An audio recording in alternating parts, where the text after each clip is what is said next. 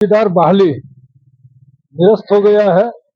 कारण बहुत था उसमें, एक कारण उसमें जो प्रमुख कारण जो था, उसमें जो सरकार की ओर से जो 5 लोगों को नामित किया गया था, उसमें एक डीडीसी और दूसरा डीएसपी मुख्यालय, ये दोनों कमेटी से बाहर हो गए थे। ये दोनों कमेटी से इसलिए बाहर हुए थे, उन लोगों का कहना था कि हम लोग इसका विशेषज्ञ नहीं है, इसीलिए हम लोग अलग हो जाते हैं। इसी में हालांकि उस समय के जो तत्कालीन डीसी थी, उन्होंने बोला था कि हम इन लोगों पर विभागीय कार्रवाई करेंगे। बाद में क्या हुआ कि वीरेंद्र मंडल के द्वारा हाईकोर्ट को जो है रीट किए थे ना, हाँ रीट किए थे, तो आज जजमेंट आ गया।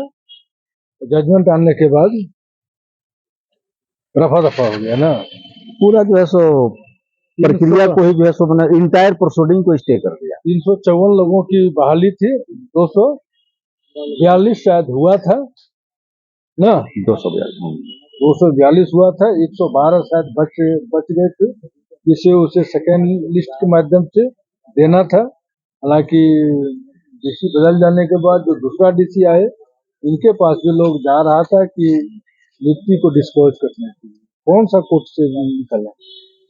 देखिए, मैं बता दूं कि आप सभी ये जानते हैं और अपने बहुत अच्छे तरीके से भी आपने बात को रखा है कि तत्कालीन डीसी जामताड़ा के द्वारा या चौकीदार संवर्ग की सीधी और बैकलॉग नियुक्ति के लिए जो विज्ञापन 1/25 निकाला था, यह जो विज्ञापन निकाला जाना था वो सरकार की अधिसूचना संख्या जो है सो 2032 दिनांक 7/4/15 के प्रावधान के अनुसार निकालना था।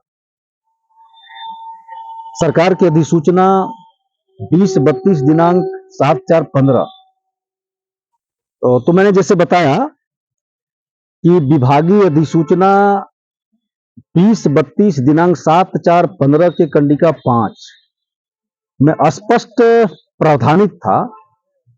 एक तरह से कह दें कि सरकार की ओर से ही चौकीदार नियुक्ति प्रक्रिया के लिए कमेटी गठित कर दी गई थी और उस कमेटी में डीसी जो होंगे अध्यक्ष होंगे और बड़ी पुलिस अधीक्षक या पुलिस अधीक्षक, अनुमंडल के सभी अनुमंडल पदाधिकारी, उप विकास आयुक्त सह मुख्य कार्यपालक पदाधिकारी सदस्य होंगे और डीसी के द्वारा अपने स्वविवेक से एक एसटी एससी संवर्ग के पदाधिकारी को मेंबर बनाएंगे। यही 5 आदमी का जो है एक गाइडलाइन, कर्णांकित गाइडलाइन गवर्नमेंट की ओर से था।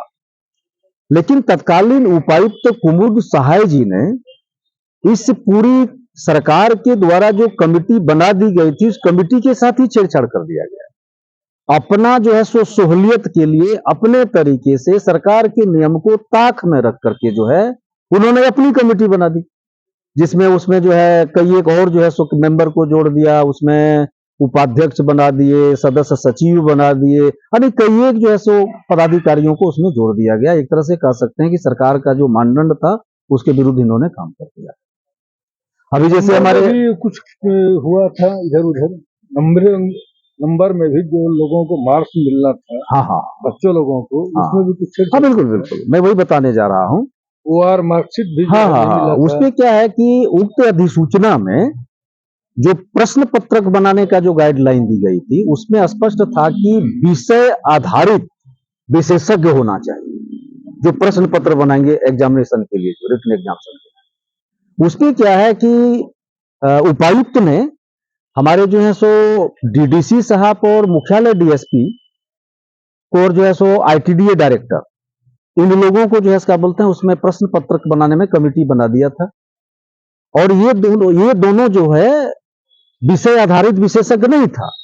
इन्होंने लिखित रूप से जो है उपायुक्त को दे दिया कि चूंकि सरकार के गाइडलाइन में है कि विषय आधारित विशेषज्ञ की आवश्यकता है और हम सभी विशेषज्ञ नहीं हैं, इसलिए हम लोग ये प्रश्न पत्रक तैयार नहीं कर सकते। लिहाजा ये लोगों ने जो असमर्थता जाहिर कर दी और डीसी ने इसका नजरअंदाज करने का फलाफल ये हुआ कि प्रश्न जो है बनाया गया, प्रश्न का उत्तर ही गलत बन गया। प्रश्न पत्र जो बनाया, आंसर भी जो गलत आया हाँ, था, वही उत्तर गलत बन गया। हाँ, हाँ। और रिजल्ट जब जारी कर की गई तो उसके आधार पर रिजल्ट गलत हो गया उसका। और रिजल्ट, एक रिजल्ट जारी करने के बाद दूसरे दिन फिर दूसरा रिजल्ट जारी कर दिया उपायुक्त महोदय के द्वारा, और उसमें नंबर भिन्न भिन्न हो गया। उनके द्वारा यह भी कहा गया था कि प्रश्न पत्र जो होगा, है ना, उसमें भी जो है इसका बोलते हैं, जो प्रश्न पत्र का जो गाइडलाइन, जो उपायुक्त ने ही जो गाइडलाइन जारी किया था उसमें भी इतर कर गया।